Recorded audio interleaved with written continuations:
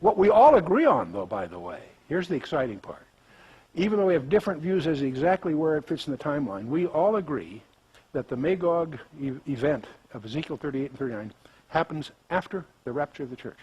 After the rapture? After the rapture. And the reason there's several reasons, but one of which is that in Ezekiel 38, God is overtly dealing with Israel directly, which and if you those of us that have this view that I'm suggesting believe there's a distinctiveness between Israel and the church. Yeah, the 69 weeks. Yes. Then there's that interval. Up the final yes, verse 26 is between 25 and 27. It's an interval. It lasts about 2,000 years. That is the church period. And then it's the 70th week yes. of Daniel. And where do you feel the Middle East peace process comes in that, Chuck? I think that's just turbulence. There'll be no peace until the Prince of Peace comes. It's but a lot of people do think that the treaty has to be signed with the Middle East peace treaty before the Antichrist. Wait, careful. No, I'm saying there is no peace treaty being signed necessarily. Yeah. Right. That's a mistranslation by many. What the text says that this leader, this world leader, is going to enforce a covenant. Now, he may indeed, he apparently does enter into a relationship for 7 years, and in the middle of that he violates it. No question about it. But the covenant, he might be the Palestinian covenant, giving them the right to the land and a right to rebuild. That's a speculation. We don't know exactly the terms of that. We do know that when he violates that covenant, it causes the sacrifice and the oblations to cease, which means they will have started. That means there will be an era of what I'll call a false peace precedent to that. Understand that the Great Tribulation is not 7 years long. It's 3.5. People use that term, what they really should mean. And by the way, you're listening, one thing you want to advocate, if you're going to get into this, develop a discipline to be very precise in your definitions. A sloppy definition here or there leads to all kinds of misunderstandings. So there's the Great Tribulation, and there's the tribulation. We're promised tribulation, small t. If we're in Christ, we know that we're going to be persecuted. Today. Yes. Many of us. And in America, it's going to get worse and worse. For a biblical Christian, that's a whole other subject we can get into. It's going to get worse and worse. But the point is, the Great Tribulation is the last 3.5 years, and Jesus himself labels it as such in Matthew 24, verse 15.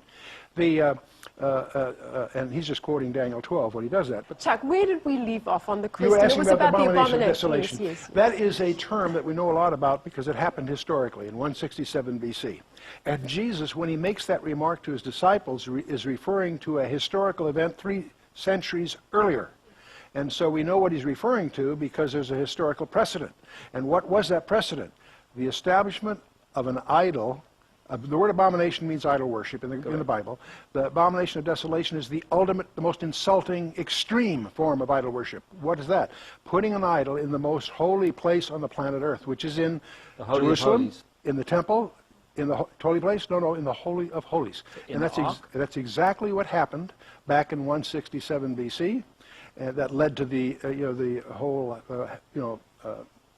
Hasmonean revolt and so on. But Jesus is using that as an idiom of something yet future, and so we know there's going to be another world leader, just like Antiochus Epiphanes was back then, that is going to, among other things. Can I ask you something? Sure. Chuck? How do we know that he wasn't the Antichrist? Who? Epiphanes. That he was. A form of. Yes, I know form Sure. of. But some people think that he was, and that they were was a talking descendant about of his that. too, by the way. There's a whole line, by the way. So he certainly was a foreshadowing, if you will, of the. Now, we use the term Antichrist, and I'm not going to fight that battle, except there are 33 titles in the Old Testament and 13 in the New, and that ain't one of them. Son of perdition. John uses that phrase in his letters. Yes. John wrote Revelation, did not use it in Revelation. Yes. Now, we have adopted that to label this guy, and so I'm not going to just understand that the word antichristos means in the place of. Right. He's against Christ, but what the word really is in the place of. But this world leader, the sequence is, he can't surface until after the rapture. 2 Thessalonians 2 makes that clear if you exegete it carefully. And so rapture takes place, this world leader is revealed, then gets powerful enough to enforce this covenant. That might be 1 day or 30 years. We have no idea how long that interval is, but there is an interval. When he enforces that covenant, that triggers the 70th week of Daniel. That's what defines it. The temple doesn't define it. The harpazo, the rapture doesn't define it. It's that enforcement does. Then in the middle of that treaty period, or enforcement period, he violates that by setting himself up to be worshipped. And that triggers a whole sequence of commands that Jesus gave us in Matthew 24. So I don't know if that responds to your question. Yeah, okay. it does. Okay. But let's also just back up in the sense that the fig tree, yes, representing Israel. Well, now let's be careful. Let's be careful. We're talking, if you've just joined us, this is Chuck Precision Missler. Well, and he's right here making sure that we're all precise. There is a misconception within I wanted to get onto the generation. Yes, I know you do. That's why I'm trying to hedge you off. Because you said something about the 30 years. I want to just bear with me. There is a fallacy, an assumption. We always get in trouble with our presuppositions. Okay. Even my early materials say the same thing, that Matthew 20, the Olivet Discourse, Matthew 24, Mark 13, and Luke 21. Wrong. Matthew 24, Mark 13 is an inside briefing to 4 disciples at night on the Mount of Olives. Very, very well-known, very key passage. Luke 21 is a presentation by Jesus Christ to a different audience in the temple during the day. Okay. The first point to understand is don't mix those two up. Okay. They're very similar, but they're different focus, different. And you need to unpack this a little bit more. Well, that's why I'm getting at this, because many, many people that are getting confused by the preterists, people who have strange views, because we are all guilty of having put those all together, and when you do, they lend to a huge misunderstanding, okay? Which is?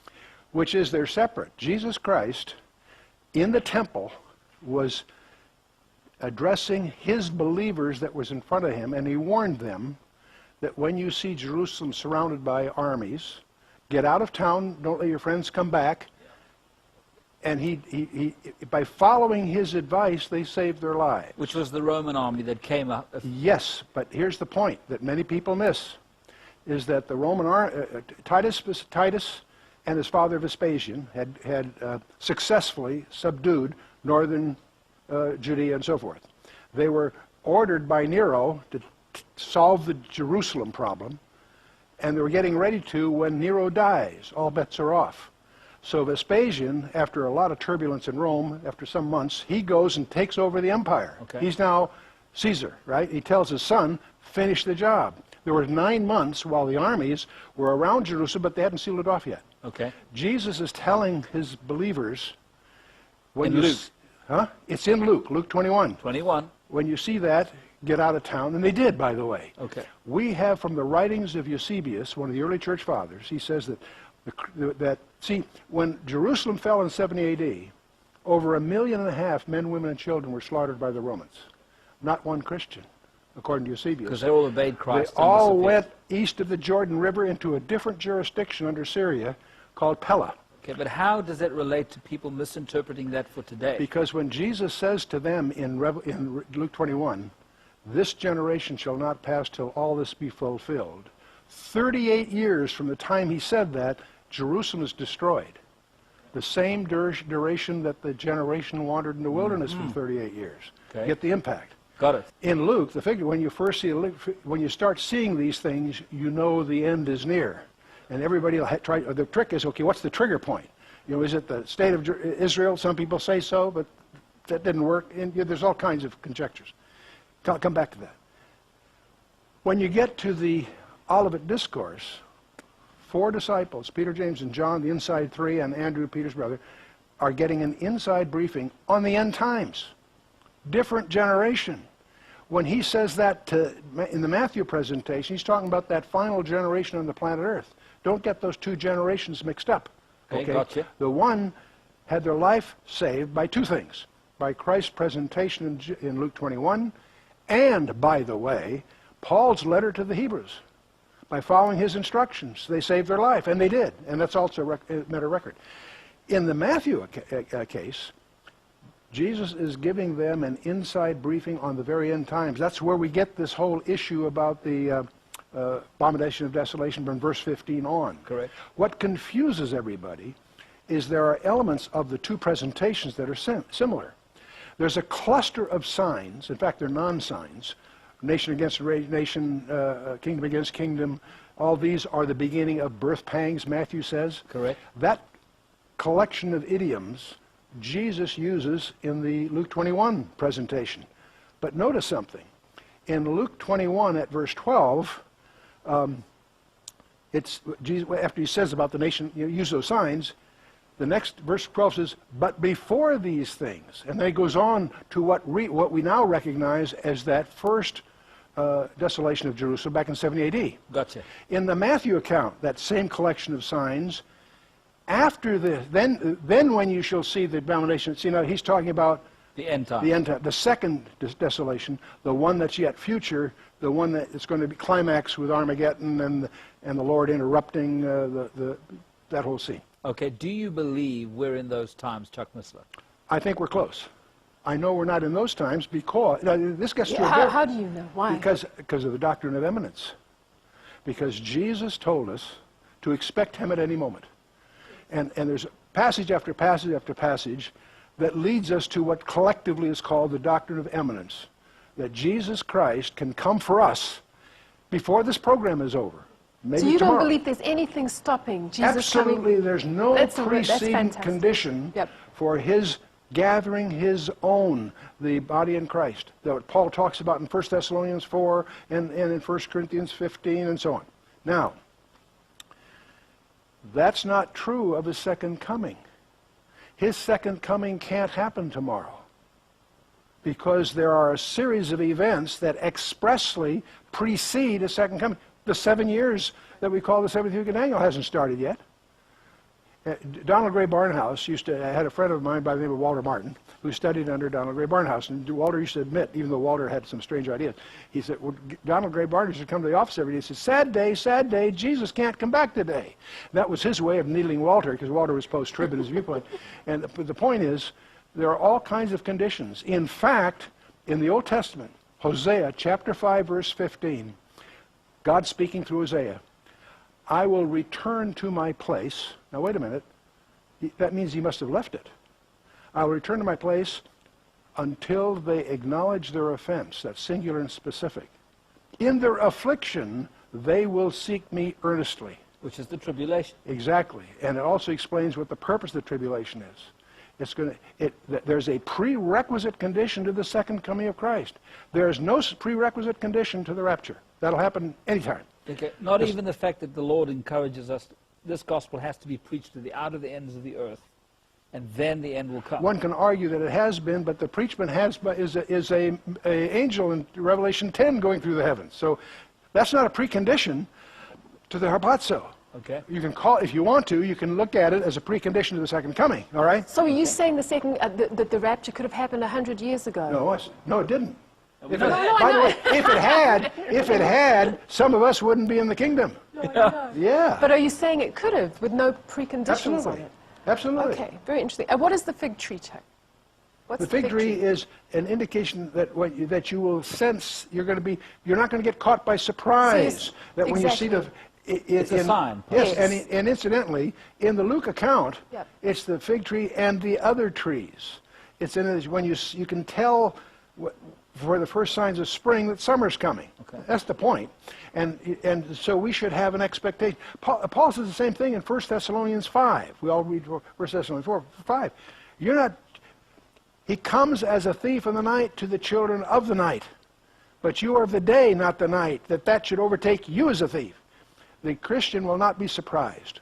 So my point is, don't set dates. That's we're instructed not to do that. There's a temptation to do that. No, we know it's near. People ask me, do I think the Antichrist is alive today? Absolutely. Absolutely. What makes you think that? Because 100 years ago, if you asked me the same question, I'd say the same thing. Because, see, Satan's got a problem.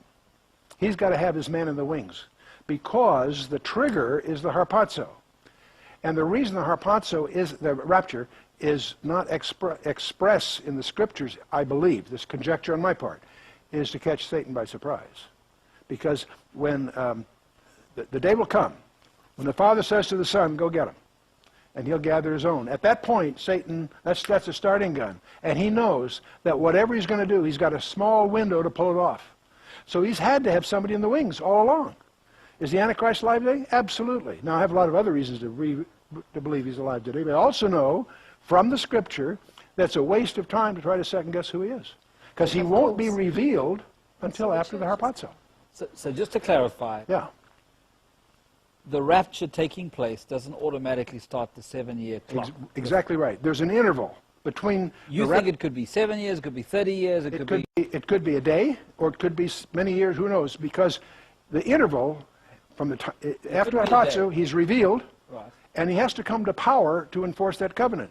Okay, and at that point, the covenant comes into play, and then the 7 years, the final week of Daniel. That defines the 70th week, that final week of Gabriel's vision to Daniel, Daniel chapter 9.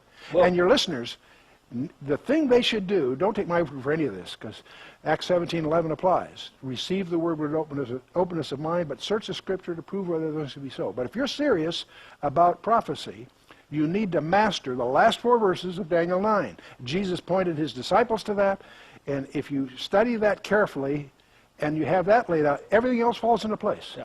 If you're muddled up on that, there are a lot of books being written on prophecy where the author clearly doesn't have that clear, and therefore he could be and struggling. it fumbles up everything else, yeah. Ladies and gentlemen, we're talking to Chuck Precise, Missler. Oh, exactly. You know what's so renamed him. wonderful, I have to say, and you knew my dad. Chuck is very, it reminds me of my Fantastic. father. My dad used to hate ignorance and sit me down since I was little and make sure it was all right. So Listen, for your Saints, dad. we got